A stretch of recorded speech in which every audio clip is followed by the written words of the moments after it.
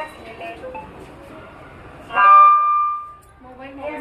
मान्यवर शिक्षक, पालक व वर्गात असलेले विद्यार्थी यांना माझा नमस्कार. मी सारिका शरद. मी आज तुमच्या समोर ज्ञान, कला, विद्या, देवतेची ज्ञान, कला व विद्येची देवता ही सरस्वती माता म्हणून आलेली आहे. माझी ही पांढरी शुभ्र साडी हे वेळी परिधान केलेला शुद्धता, पवित्रता याचं प्रतीक आहे. माझ्या हातातील वीणा हे संगीत, कला, नृत्य याचं प्रतीक आहे. तर माझ्या हातातील हे पुस्तक ज्ञानाचे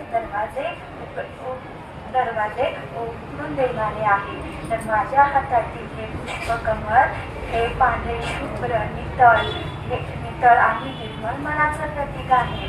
जसं कमळ चिखलामध्ये, दंडलीमध्ये आपल्याला स्वतःला स्वच्छ निर्मळ जसे ठेवते, तसे विद्यार्थ्यांनी आपल्याला कोणत्याही प्रसंगी, कोणत्याही परिस्थितीमध्ये स्वतः शिकावे व स्वतःचे जीवन दैदिप्यमान करावे असं मला वाटतं.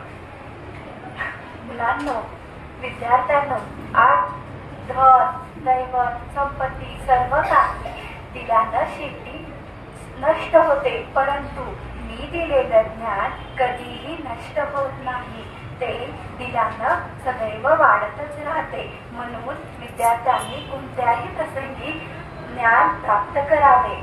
म्हणूनच सर्व लोक ज्ञानाची सुरुवात करताना सदैव उच्चारण करत असतात, हे सरस्वती माते विद्यादान कर. म्हणून मी आज तुम्हा सर्व विद्यार्थ्यांना एक संदेश देऊ इच्छिते की सतत ज्ञान प्राप्त